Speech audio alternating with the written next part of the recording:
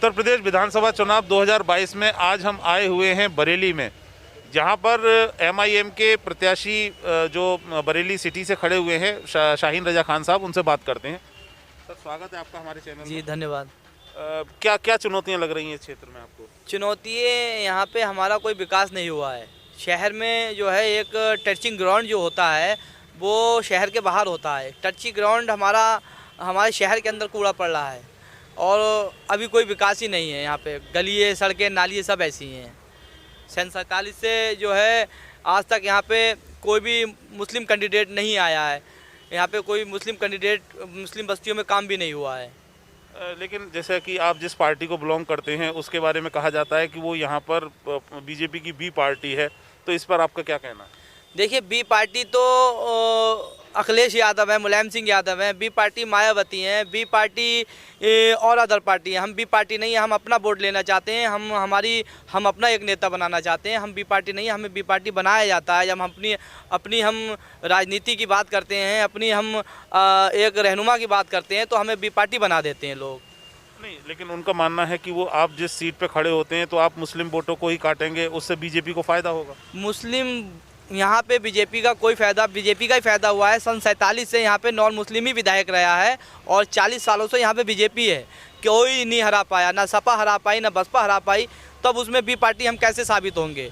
हम चाहते हैं कि, और हमारा मुस्लिम बहुबल क्षेत्र है, इसमें हमारा 50 आधा जो है अल्पसंख्यक मुसलमान भाई है और इसमें एक अकेले हम कैंडिडेट हैं। इसमें 4 हमारे नॉन मुस्लिम भाई हैं और हम अकेले एक हैं। तो इससे जो है हमें जो अल्हम्दुलिल्लाह जीत मिलना चाहिए और बी पार्टी का कोई काम नहीं है जब काम ही नहीं होता है हमारी बस्तियों में। नहीं, जैसे योगी जी कहते हैं 80-20 का अनुपात है, तो वो शायद इस तरीके से बताना चाहते हैं कि 80% उनके साथ है, 20% दूसरे लोगों के साथ हैं। अगर यहाँ पर मुस्लिम वोट का डिवाइडेशन होगा और आपके साथ हिंदू वोट नहीं आएगा तो आप जीतेंगे कैसे?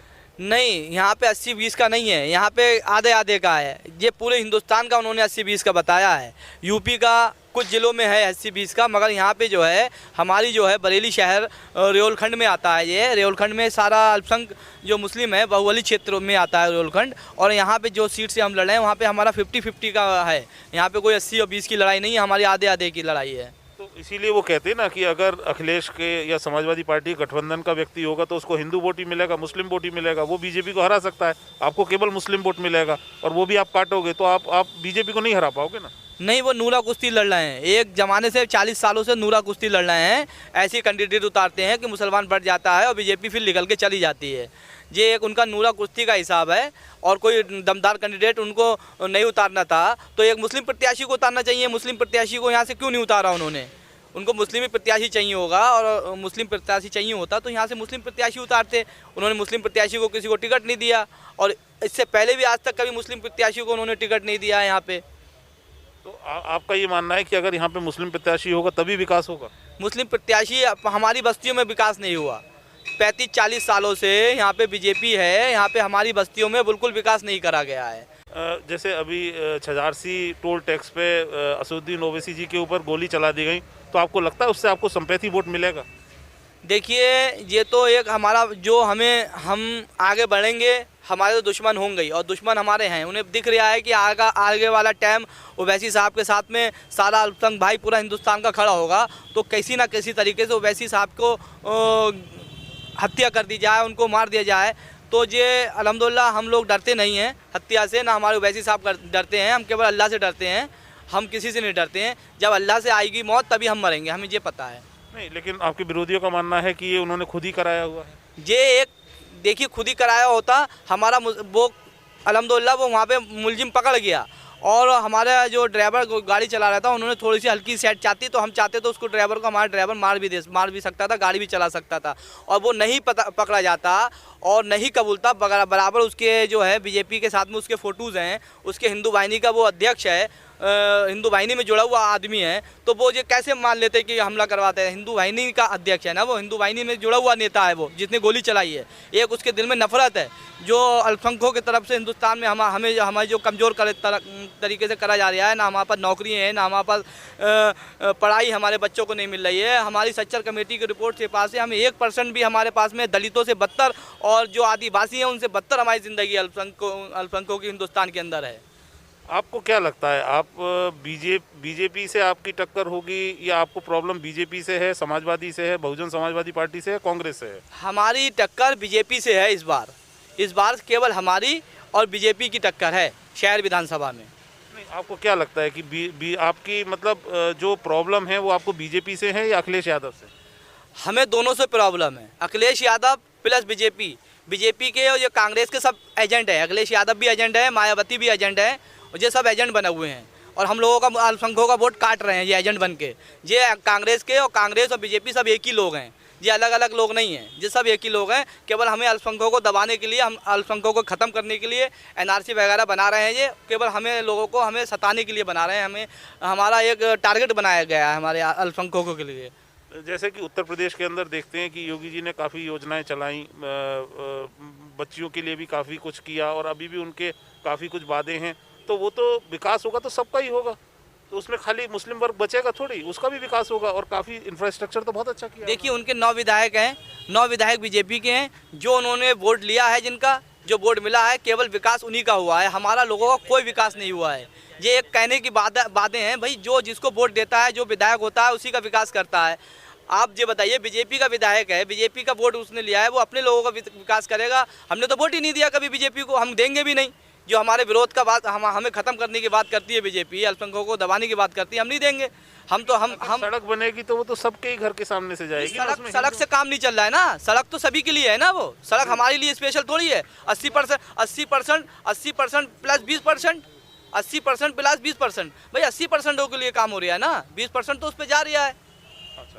भाई 80% के लिए काम हो रहा है, 20% कहाँ है? 20% तो जब 80% के लिए काम होगा तो 20% वैसे ही जाएगा उस पर। अभी कोरोना काल चल रहा था तो हमारे देश ने एक बहुत अच्छा कार्य किया कि हमने खुद की अपनी वैक्सीन डेवलप की और मोदी जी ने वो वैक्सीन सबको फ्री में बांटी। अगर हम एक व्यक्ति की भी वैक्सीन की कॉस्ट समझे तो 2-2.5 हज़ार रुपये है विदेशों में, तो उस हिसाब से हर परिवार के लिए उन्होंने जान भी बचाई और 10-15 हज़ार रुपये का फ़ायदा भी कराया। तो ये नीति तो अच्छी है ना बीजेपी की। आप ये बताइए, जब बच्चा पैदा होता है उसके 24 दिन के अंदर, 12 दिन के अंदर टीका लगाया जाता है। क्यों लगाया? वो भी गवर्नमेंट फ्री देती है ना। जब इतनी बड़ी महामारी आई है तो गवर्नमेंट को फ्री देना है। अब उसमें स्पेशल काम क्या है?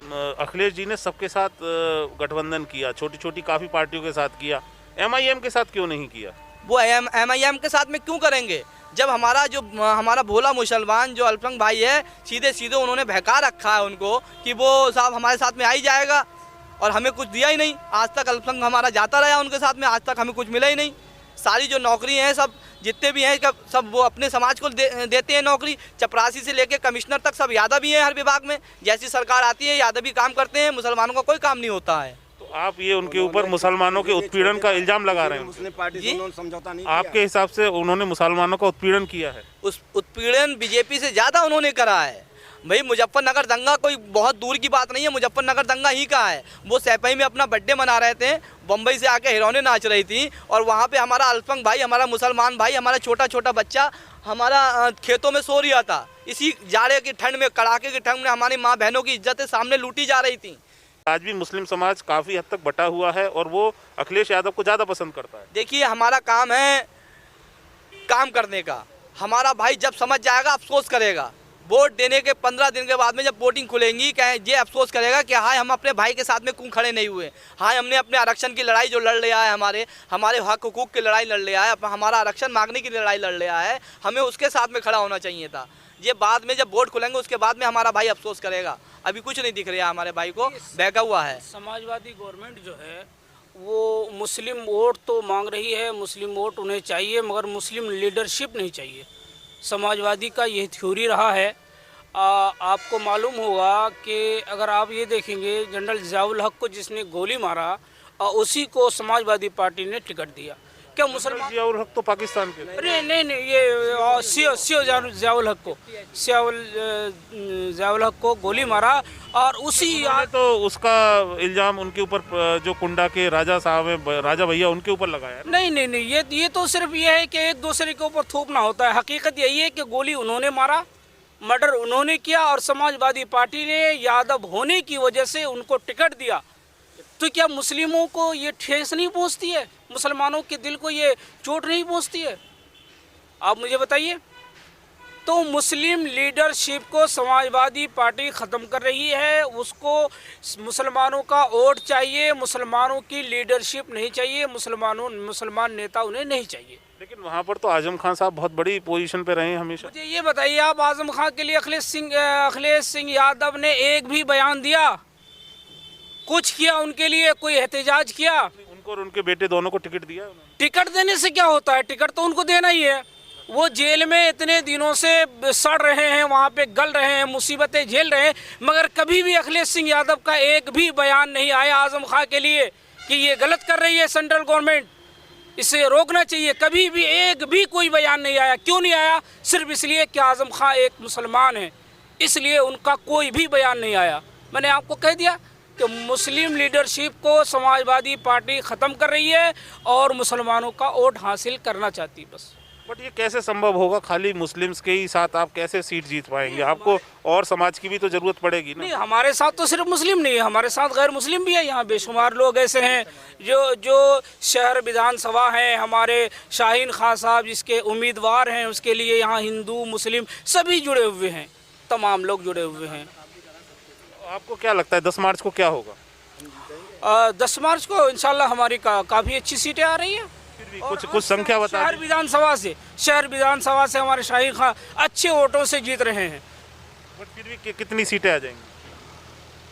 देखिए, इसका तो इंतजार करना, इसका तो इंतजार। 40 सीटें आप जीत। बिल्कुल 100% 40 सीटें देंगे और हो सकता है ज़्यादा भी जीत लें। अभी तो शुरू आगाज़ है, अभी अंजाम बहुत दूर है। अगर ऐसा हुआ कि सपोज हंग असेंबली आई तो आप किसके साथ जाएंगे? देखिए, मैं अब आपको बता दूं विस्तार से, जो हमको सेकंड लाइन कहते हैं, अखिलेश अपने गरेबान में झांक के देखें।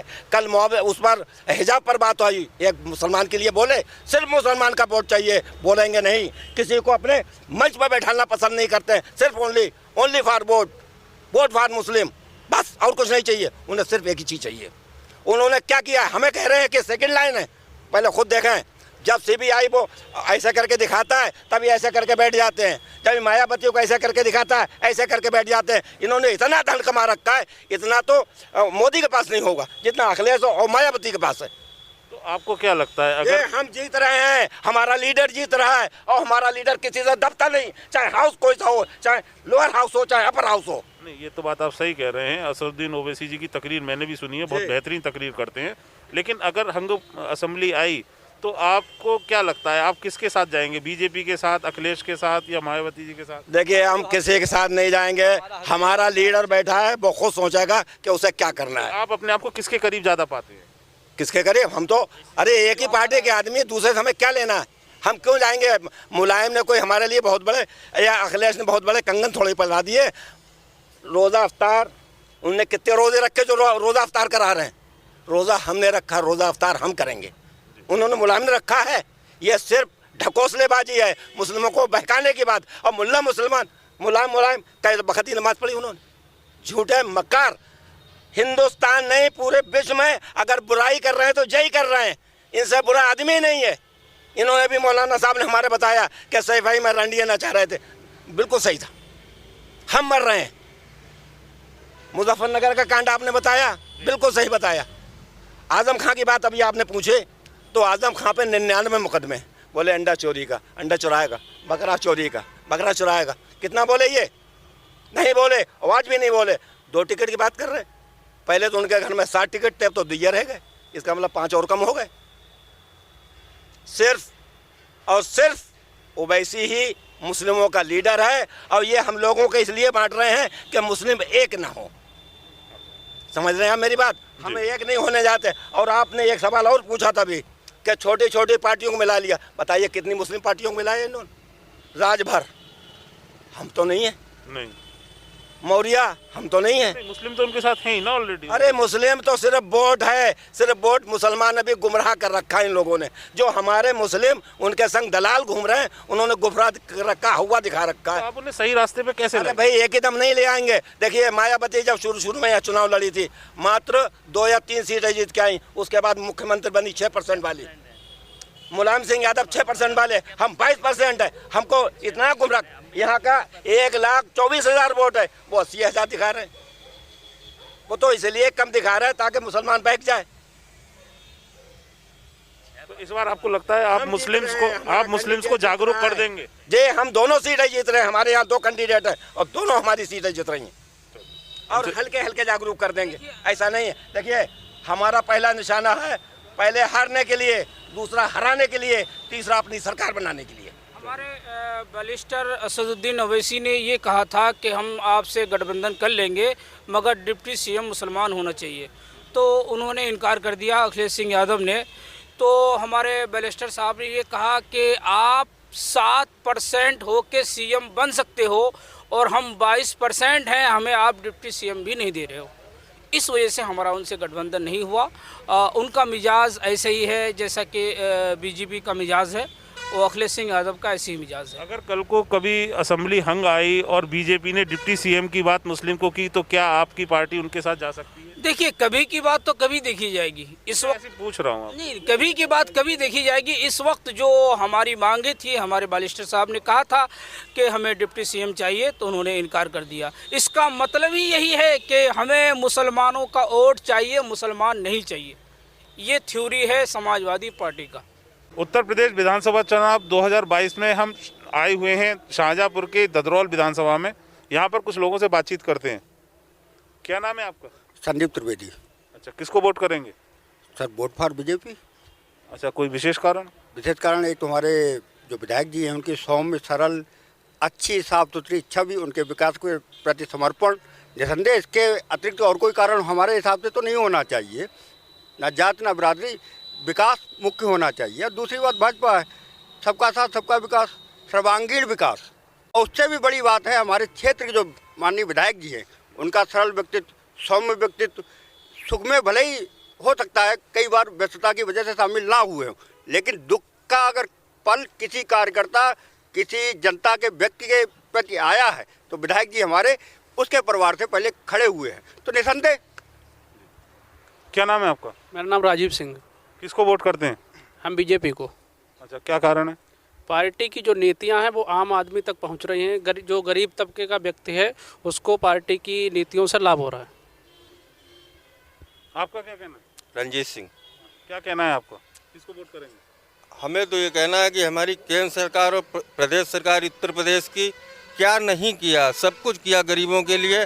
आज तक कौन सी सरकार ऐसी आई जिसने गरीबों के लिए कुछ किया हो?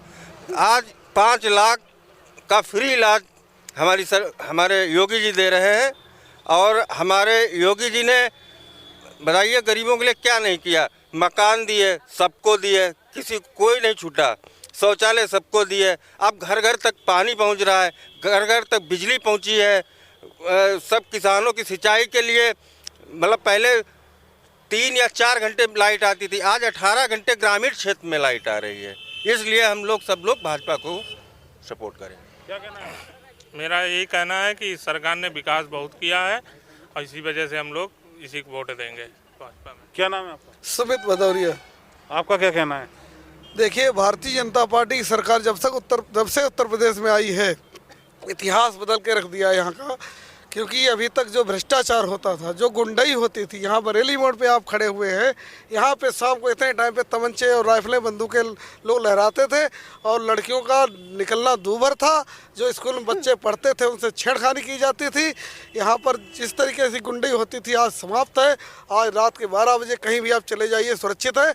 इतने टाइम पे माताएं बहनें इंतजार करने लगती थी, बच्चों हमारा बेटा कहाँ है, 100 बार फ़ोन करते थे हमारा बच्चा शाम को सुरक्षित घर तक आ जाए। हत्याएँ हो जाती थी, लूट होती थी, चैन स्केचिंग होती थी। जो लोग स्वर्ण आभूषण वगैरह पहनती थी महिलाएं, उनके कुंडल नोचे जाते थे। इस तरीके और बड़े बड़े नेता जो पकड़े हो जाती थी हमारे क्षेत्र में, उनका बड़े बड़े नेताओं के घर में बैठ के निपटाई जाती थी। आज ये सब चीज़ें ख़त्म हो चुकी हैं। बिल्कुल पारदर्शिता की सरकार है। सबका साथ, सबका विकास, सबका सम्मान है। हर आदमी सर उठा के आज जी सकता है। इसीलिए भाजपा का सपोर्ट करेंगे और मरते दम तक भाजपा का सपोर्ट करेंगे। जय भाजपा, तय भाजपा। लेकिन आपके विरोधियों का तो मानना है कि उन्होंने 100 नंबर डायल दिया था, तब से ही ये चीज़ सही हुई है। देखिए, उन्होंने 100 डाल दिया था, तब भी हम लोगों ने उनकी सरकार देखी है। ये बात आप सही कह रहे हैं। लेकिन उस समय उनकी पुलिस खड़ी रहती थी, गुंडई होती रहती थी। काम करने वाला हो। मुख्तार अंसारी आज इतना बड़ा गुंडा था जो विधायकों का मर्डर करा देता था, उसके पास शार्प शूटर थे, आज वो जेल की सलाखों के अंदर बैठा है। हमारे योगी आदित्यनाथ बाबा जी जब तक बैठे हैं तब तक ऐसे गुंडों का अंत होता रहेगा और अंदर होते रहेंगे। किसी प्रकार की लूटपाट हत्या सब तरीके की बंद हो जाएंगी, ये मुझे विश्वास है। 100 डायल को जिस तरीके से हम इजाज़त नहीं थी, आज पूरी छूट है, आज पूरी छूट है। 15 मिनट के अंदर पहुंचती है, 10 मिनट के अंदर पहुंचती है। 100 डायल की यही स्थिति थी। आपको माना है लॉ एंड ऑर्डर बहुत बेहतरीन हो गया? लॉ एंड ऑर्डर बहुत बेहतरीन है, पूरी पुलिस प्रशासन को छूट है, लेकिन पुलिस पे अंकुश भी है। छूट के साथ, न्याय के साथ चलना होगा। आज पुलिस थाने के अंदर जब हमारा बुजुर्ग आदमी जाता है या टूटी चप्पल पहन जाता है या कोई गरीब जाता है तो दरोगा भी उससे इज्जत से बात करता है। महंगाई और बेरोजगारी पे क्या कहेंगे आप? महंगाई पे मैं ये कहना चाहता हूँ, समाजवादी पार्टी, वो कांग्रेस पार्टी की सरकार आप देख लीजिए, जब पहले थी सन 94 सरकार देख लीजिए और आज की सरकार देख लीजिए, आप वहाँ के आंकड़े उठा के देख लीजिए। अभी तक आपका जो भी है उसमें अंतर साफ दिखाई दे जाएगा। ना ज़्यादा पेट्रोल महंगा हुआ है, ना डीजल महंगा। तो बहुत महंगा हो गया, 100 रुपये से क्या आसपास? महंगा नहीं हुआ, 2-4 रुपये का अंतर है, बहुत ज़्यादा नहीं। 70 रुपये था, 95 रुपये। पिछले से आप आंकड़ा लगाइए, सब आपको आंकड़े नजर आ जाए किसने महंगा किया, किसने कम महंगा किया। अच्छा, मैंने देखा यहाँ पर ग्रामीण क्षेत्र में काफ़ी विकास नहीं हुआ है। ये हाईवे से भी आने में हमारे लिए बरेली से यहाँ तक 4 घंटे लग गए। तो ऐसा क्या कारण है कि इस क्षेत्र का विकास नहीं हुआ? ऐसा है, पहले यहाँ पे एरा कंपनी कांग्रेस पार्टी के ज़माने में थी। कांग्रेस तो कभी यहाँ 32 साल से है ही नहीं। नहीं, कांग्रेस देश में थी। ये हाईवे की बात, ये 4 लेन केंद्र सरकार के अंतर्गत आता है। तो एरा ग्रुप जो था वो पता नहीं 5 साल से तो मोदी जी हैं। और एरा ग्रुप वो यहाँ से भाग गया, छोड़ के वो घाटे में दिखा के भाग गया, घपला करके भाग गया। वो कांग्रेस की ही देन है। ऐसे लोगों को, चोरों को उन्होंने ठेके दिए, वो चोरी करके भाग गए, इसीलिए ये क्षेत्र पिछड़ गया है। अब हम लोगों ने इस चीज़ को देखा है, हमारी सरकार ने देखा, बहुत तेज़ी से काम चल रहा है। 6 महीने के अंदर, साल भर के अंदर सारी समस्याएं खत्म कर दी जाएंगी यहाँ की। क्या नाम है आपका? भगवान दीन कनौजिया। अच्छा कनौजिया जी, क्या है यहाँ के स्थानीय मुद्दे? स्थानीय मुद्दे मैं आपको बताता हूँ। भारतीय जनता पार्टी एक ऐसी पार्टी है जिसमें ना जातिवाद है, ना परिवारवाद है। किसी भी समाज का कोई भी व्यक्ति अगर भारतीय जनता पार्टी ज्वाइन करता है, उसको ये नहीं देखा जाता अगर वो पार्टी में अच्छा काम करता है तो उसको भारतीय जनता पार्टी कहीं भी किसी भी पद पर ले जा करके खड़ा कर सकती है। बाकी अदर पार्टियों में उसके साथ जातिवाद होता है, परिवारवाद होता है। कितने भी टिकट होते हैं, अगर समाजवादी पार्टी में आप चले जाइए तो 50% से ऊपर ज़्यादा आपको समाजवादी में, यादव समाज के टिकट मिलेंगे। बहुजन समाज पार्टी में आप देखिए, आप बहुजन समाज पार्टी में जो भी अध्यक्ष पद होते हैं उसमें एक समाज को मिलते हैं। बात अभी आपने महंगाई की भी की। महंगाई की बात मैं आपको कहता हूं, अगर मुझे एक पेड़ लगाना ना पड़े और मैं आशा करता हूं कि मुझे छाया में बैठने को मिले, ऐसा क्यों? पेड़ भी मैं लगाऊं तभी तो मुझे छाया मिलेगी। रोड अच्छा जब हम चाहेंगे, जब हम टैक्स देंगे, महंगाई थोड़ी झेलेंगे, तभी हम अच्छा रोड मिलेगा हमको, सारी चीज़ें हमको अच्छी मिलेंगी। इसलिए हम इतनी महंगाई नहीं है। और महंगाई वाली बात है, गांव-गांव आप आइए, मैं गांव-गांव में दिखाता हूं। 10 साल पहले एक घर में मुश्किल से 1 साइकिल हुआ करती थी, आज एक घर में 3-3 मोटरसाइकिलें हैं, 4-4 मोटरसाइकिलें हैं। तो महंगाई तो आएगी ही। जब हम ज़्यादा पेट्रोल खर्च करेंगे, ज़्यादा चीज़ खर्च होगी तो उस पर महंगाई बढ़ेगी। लेकिन हमको व्यवस्था भी अच्छी मिलती है, आपको कोई प्रॉब्लम नहीं है? कोई प्रॉब्लम नहीं है। भारतीय जनता पार्टी जिंदाबाद जिंदाबाद। जी क्या कहना है आपको? किस बात पे? यही चुनावी माहौल के बारे में। चुनावी माहौल पूरी तरह से भाजपा के पक्ष में है और हमारे शाहजहांपुर जिला में 6 की 6 सीटें भाजपा जीत रही है और हम प्रचंड बहुमत से भाजपा की सरकार बना रहे हैं। इस बार हम पिछली बार से ज़्यादा सीटें लेके आएंगे। तो यहाँ के कोई स्थानीय मुद्दा नहीं है, विकास वगैरह बराबर हुआ है? विकास लगातार हो रहा है, कोई विकास का ऐसा मुद्दा नहीं जो अछूता रह गया हो। क्या नाम है आपका? ब्रजमोहन सिंह। किसको वोट करेंगे? भारतीय जनता पार्टी को। वही विकास के मुद्दे पे करेंगे? हाँ, विकास हुआ इसीलिए भारतीय जनता पार्टी को ही वोट देंगे। सारी मतलब इधर के सारे काम पूरे हो गए? आपके विधायक जी ने सब काम किए पूरे? सब काम तो एक साथ नहीं पूरे किया, लेकिन विकास अन्य पार्टियों की अपेक्षा हमारे विधायक जी ने, माननीय मानवेंद्र सिंह ने इतना विकास किया है कि गांव की जनता चिल्ला रही है कि हम माननीय मानवेंद्र सिंह को ही वोट देंगे। बट सुनते हैं इस बार किसान आंदोलन के बाद गांव का वोट छिटक गया उनसे। नहीं, उस पर कोई फर्क नहीं पड़ता। अब एक भी किसान हमारे क्षेत्र में, हम पूरे क्षेत्र में, हम खुद किसान हैं, हमारे पूरे क्षेत्र की हम बता रहे हैं कि एक भी किसान उस मुद्दे में नहीं गया था। क्या नाम है आपका? विजेंद्र पाल। क्या कहना चाहेंगे आप? सब सही है, भाजपा को वोट दिए हम लोग। भाजपा को वोट देंगे। आप कुछ कहेंगे? हाँ, भाजपा, वोट फॉर भाजपा। भाजपा